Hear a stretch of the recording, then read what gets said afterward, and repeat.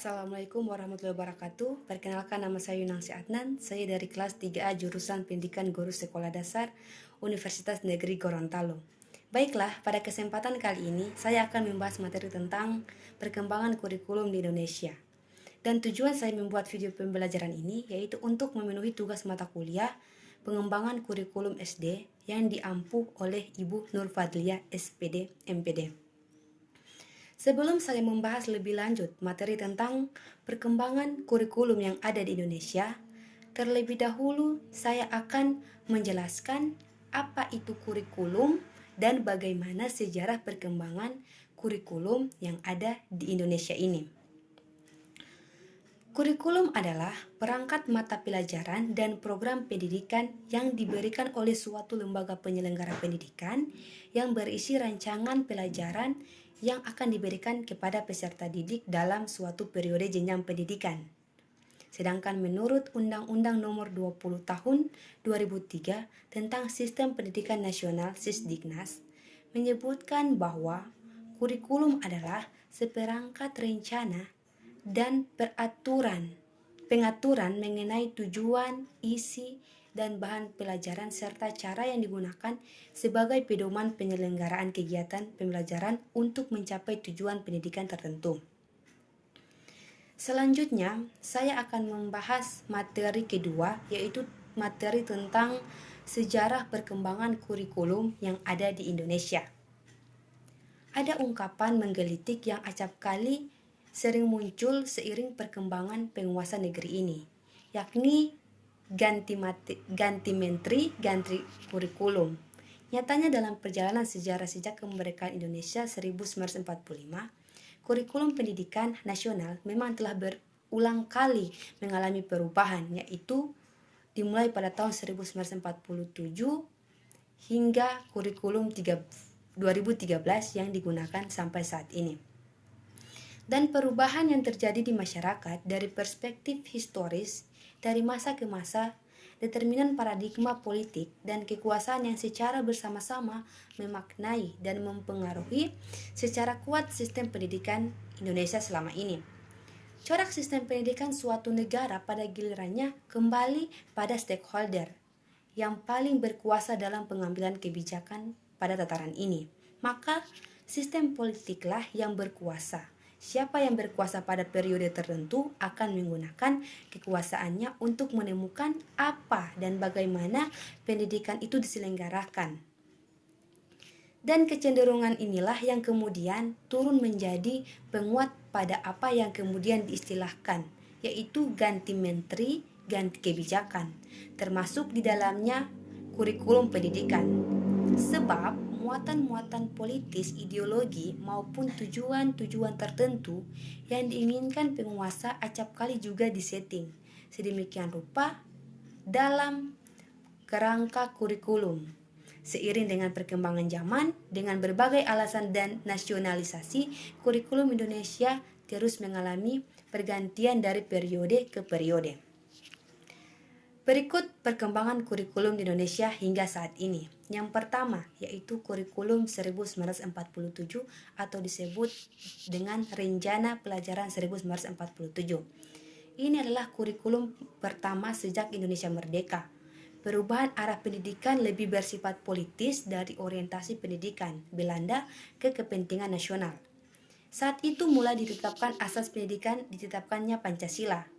Kurikulum ini sebutan Rencana Pelajaran 1947 dan baru dilaksanakan pada tahun 1950. Karena kurikulum ini lahir di kala Indonesia baru merdeka, maka pendidikan yang diajarkan itu lebih menekankan pada pembentukan karakter manusia Indonesia merdeka, berdaulat dan sejajar dengan bangsa-bangsa lain di muka bumi ini. Fokus Rencana Pelajaran 1947 tidak menekankan pendidikan pikiran, melainkan hanya pendidikan watak, kesadaran bernegara dan bermasyarakat. Yang kedua adalah kurikulum 1952 atau sering disebut dengan Rencana Pelajaran Terurai 1952. Adanya kurikulum ini merupakan penyempurnaan kurikulum sebelumnya, merinci setiap mata pelajaran sehingga dinamakan Rencana Pelajaran Terurai 1952. Kurikulum ini sudah mengarah pada suatu sistem pendidikan Indonesia seperti setiap pelajaran dihubungkan dengan kehidupan sehari-hari. Silabus mata pelajaran menunjukkan secara jelas seorang guru mengajar satu mata pelajaran. Yang ketiga adalah kurikulum 1964 atau Rencana Pendidikan 1964. Pemerintah kembali menyempurnakan sistem kurikulum pada tahun 1964, namanya Rencana Pendidikan 1964. Kurikulum ini bercirikan bahwa pemerintah mempunyai keinginan agar rakyat mendapat pengetahuan akademik untuk pembekalan pada jenjang SD. Sehingga pembelajaran itu dipusatkan pada program Pancawardhana, yaitu yang pertama pengembangan moral, kedua kecerdasan emosional atau artistik, ketiga keprigelan atau keterampilan, dan keempat jasmani. Keempat, kurikulum 1968. Kurikulum pertama sejak jatuhnya Soekarno dan digantikan Soeharto bersifat politis dan menggantikan rencana pendidikan yang dicitrakan sebagai produk Orde Lama. Kurikulum ini bertujuan untuk membentuk manusia Pancasila sejati, kuat dan sehat jasmani, mempertinggi kecerdasan dan keterampilan jasmani, moral budi pekerti dan keyakinan beragama. Kurikulum 1998 merupakan perwujudan dari perubahan orientasi pada pelaksanaan Undang-Undang 1945 secara murni. Cirinya, muatan materi pelajaran bersifat teoritis, tidak mengaitkan dengan permasalahan faktual di lapangan. Titik beratnya pada materi apa saja yang tepat diberikan kepada siswa di setiap jenjang pendidikan. Isi pendidikan diarahkan pada kegiatan mempertinggi kecerdasan dan keterampilan serta mengembangkan fisik sehat dan kuat. Selanjutnya yang kelima yaitu kurikulum 1975. Pemerintah memperbaiki kurikulum pada tahun itu. Kurikulum ini lebih menekankan pada pendidikan lebih efektif dan efisien. Menurut Mujito, Direktur Pembinaan TK dan SD, Departemen Pendidikan Nasional, kala itu, kurikulum ini lahir karena pengaruh konsep di bidang manajemen MBO atau manajemen by objektif. Metode, materi, dan tujuan pengajaran dirinci dalam prosedur pengembangan sistem instruksional atau dikenal dengan PPSI. Dikenal dengan istilah satu pelajaran, yaitu rencana pelajaran setiap satu bahasan. Yang keenam adalah kurikulum 1984. Kurikulum ini mengusung pendekatan pada proses keahlian. Meski mengutamakan pendekatan proses, tapi faktor tujuan tetap penting. Kurikulum ini juga sering disebut dengan kurikulum 1975 disempurnakan. Posisi siswa ditempatkan sebagai subjek belajar, dari mengamati suatu, mengelompokkan, mendiskusikan hingga melaporkan. Model ini disebut cara belajar siswa aktif CBSA.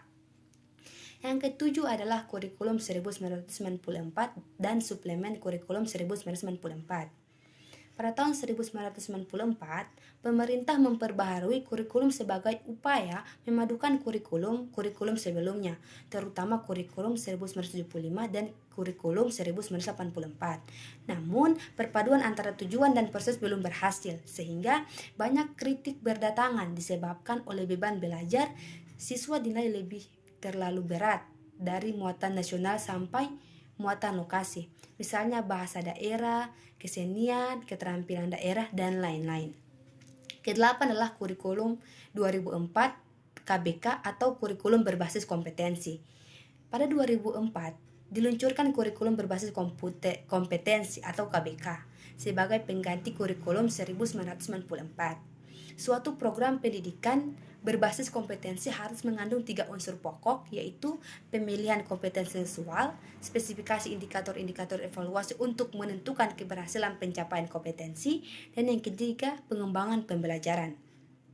KBK ini mempunyai ciri-ciri sebagai berikut. Yang pertama, menekankan pada ketercapaian kompetensi siswa secara individual maupun klasikal, berorientasi pada hasil belajar dan keberagaman. Kegiatan belajar menggunakan pendekatan dan metode bervariasi. Sumber belajar bukan hanya guru, tetapi juga sumber belajar hanya yang memenuhi unsur edukatif. Yang kesembilan adalah kurikulum 2016 atau KTSP, yaitu kurikulum tingkat satuan pendidikan. Kurikulum ini hampir mirip dengan kurikulum 2004. Perbedaannya menonjol terletak pada kewenangan dalam penyusunnya, yaitu mengacu pada jiwa desentralisasi sistem pendidikan Indonesia.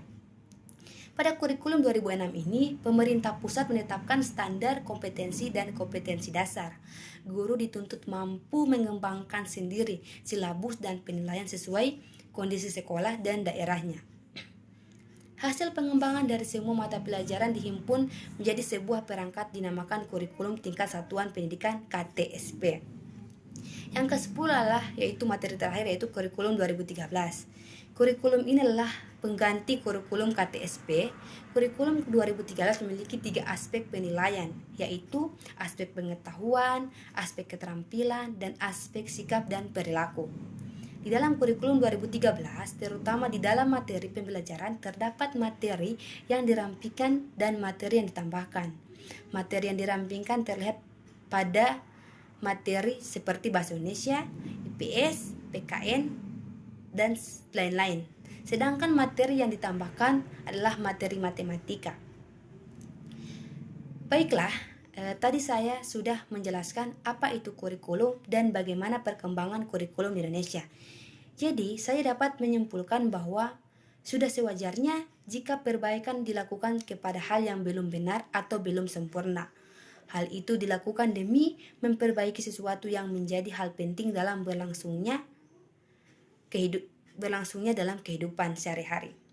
Melalui pelaksanaan dan evaluasi yang dilakukan, setiap kekurangan selalu ditutup dengan tetap memperhatikan kepentingan bersama-sama. Sama halnya dengan perkembangan kurikulum di Indonesia ini.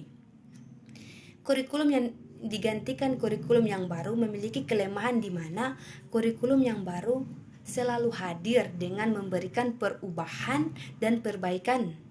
Namun dalam berlangsungnya yang masih belum dapat dilaksanakan dengan baik oleh pengajar maupun peserta didik, yang terkadang justru mempersalahkan kurikulum tersebut.